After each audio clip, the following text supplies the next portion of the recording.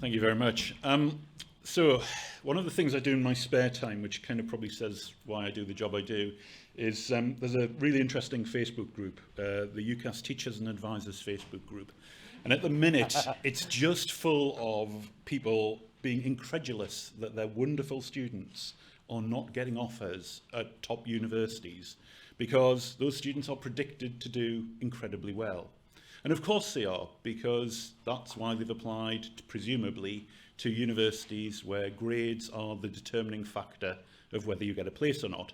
But of course it happily ignores the fact that there's going to be more people applying for those places at those universities who, frankly, for the last 2 years have significantly over-recruited in many cases and are now using this year to bring things back into some sort of realignment.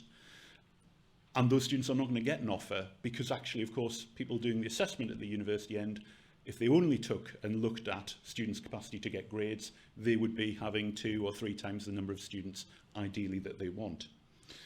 I've worked in higher education for a number of years. You'll see that in the information in the pack.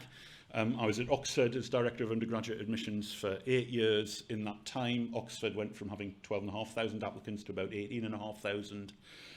We thought that was a great success. We were starting to make some progress on diversifying the student body. But at my leaving do, somebody quite rightly pointed out that effectively in the time that I'd been there, what I'd managed to achieve was crush the dreams of 6,000 additional people a year because we were making no more offers and we had no more capacity to take students from when I first started back in 2006. So what does that mean for what we're talking about today? Well, for starters, there is a major focus on grades and achievement as a marker of something, but not necessarily a full assessment of whether individual students are right for the course or the institution that they're planning to apply for.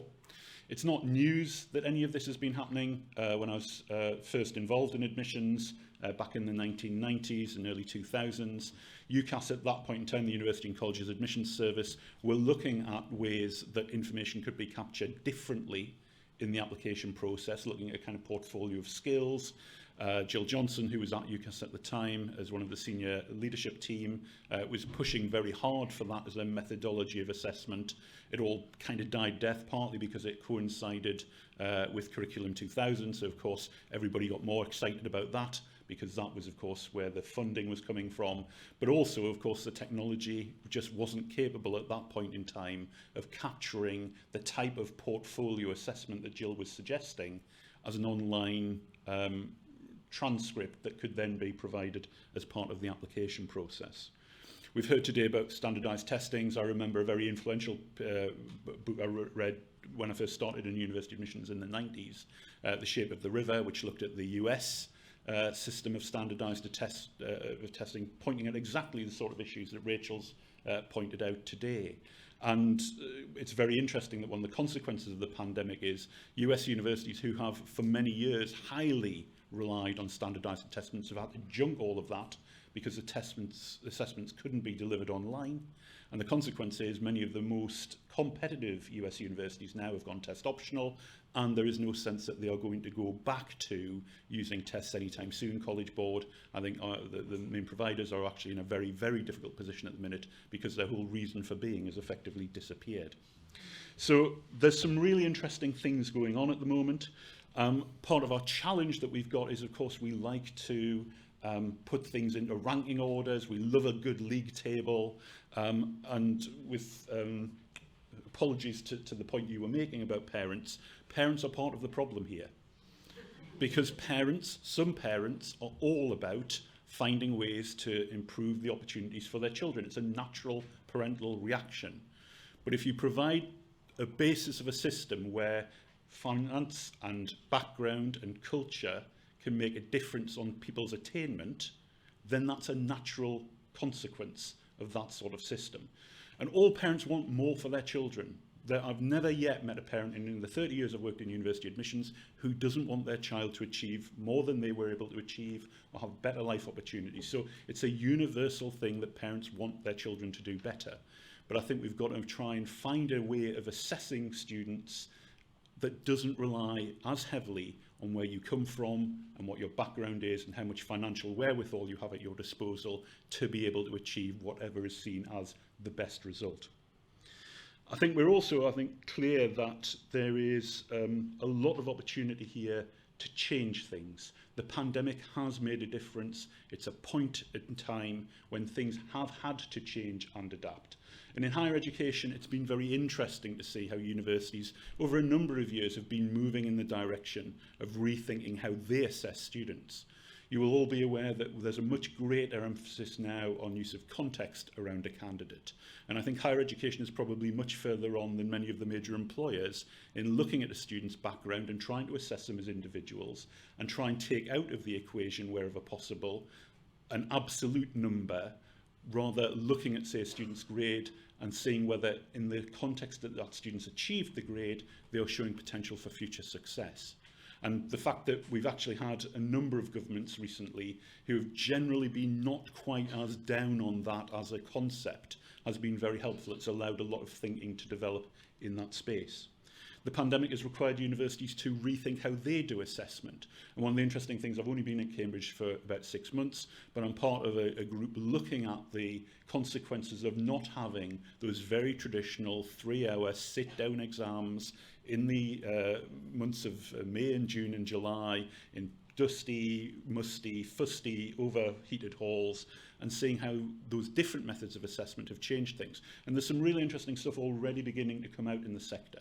So, for instance, the way that you can use a difference in style of assessment to address many of the issues that historically you had to have special dispensation for reasonable adjustment around disabilities. If you build the system so that you take that out of the way that you are setting up the exam in the first place, then actually students with disabilities are achieving better outcomes and better results. I think we also are pretty aware that there is opportunities to use technology in new and interesting ways.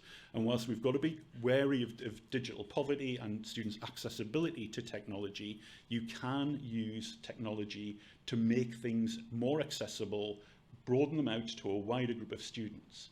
But the challenge that I think we're facing is that unless students feel that the things that they are going to do carry a weight, carry a value, we are finding that they are much more focused on the here and now rather than the long-term benefit. And a great example of that is some of the work that universities are doing around transition skills and trying to prepare students better for university.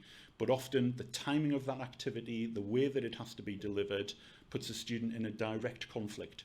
Do they take the time to do those sort of transition activities and courses in year 12, year 13, or do they instead focus on getting the grades they need to get into the universities? And this is why many universities now, of course, give added value to participation in those courses and reflect that in the grades and the offers that they give to students. We're also beginning to see different ways that universities actually engage with students. Many of you may be aware of the work of TEDI, the Engineering Design Institute based in the London Docklands, and an organisation called NMITE, New Methods in Technology and Education. They are looking at how you train engineers of the future. They are looking at what actually constitutes a good engineer. Is it creativity, or is it the fact that you need to do maths for the maths and physics to a high level? And I think their answer is the maths has some value, has some use. The physics, possibly less so. And actually thinking of the sort of challenges that you've identified about, software engineering and designers and people who are going to be bringing forward solutions, what you need is probably creativity in your engineers rather than the ability to regurgitate maths formula to the nth degree. We also, I think, have some challenges. You'll be aware that there's a consultation going on at the moment about the future of funding of participation in higher education, where one of the things that the government are looking at is, if you don't get a particular mark in your GCSEs, maths and English, you can't have the funding to go to university. Now, there are some caveats that they've built in about being a mature student or returning to study, but if I looked at the students that we currently have at Cambridge, on that basis, there would be some students in certain disciplines who wouldn't be with us. And there's very few, but the point is they aren't doing subjects where their mathematical ability was a determining factor as to whether they were a great linguist or not. And I think we need to be cognizant of the fact that that's all very well and good to say there needs to be a minimum, but unless you contextualise the circumstances in which that student's been engaging with education, then you are immediately starting to put barriers in the way for students who may have all sorts of skills and values and attributes that they need to exalt. Just to finish up, I think we are conscious, obviously, that this is a moment in time. There is an opportunity here to learn. I'm very hopeful of the appointment of John Blake as the new Director for Access and Participation. John comes from a schools background. We're about to get a fairly major announcement in early April about his direction for the University Access and Participation Plans, which is our engagement with our regulator in England, the Office for Students. John's already given some indications about things that he wants us to do. He's talked a lot about raising attainment, but he hasn't been prescriptive on the way that that's going to be shaped and shown. But that's certainly an area, I think, where this particular group could be influential. He's talked a lot about the need to engage with educational charities, schools and universities working together, and particularly the value of educational charities, I think, is being recognised for the first time in thinking about access and participation in higher education. And John has also talked a lot about the need for evidence in what we're doing. Rather than just going on hunches, we spend a lot of time and energy reinventing the wheel. And John is very keen for institutions not to just talk about their successes, but also highlight where they've failed. Because actually what ends up happening is we just talk about the things we do incredibly well, we quietly forget about all the stuff that hasn't worked, and then 2 years down the line, somebody tries it and they waste their time and their energy. So I think openness, transparency is going to be very important if we're going to take this agenda forward, and being prepared to experiment a bit. The challenge is, of course, we're experimenting with students, and if we get it wrong, the consequence for that particular cohort of students, as we know from all of the education reforms of the last 30 odd years, can be pretty astoundingly terrible. I'll leave you with that thought. Thank you.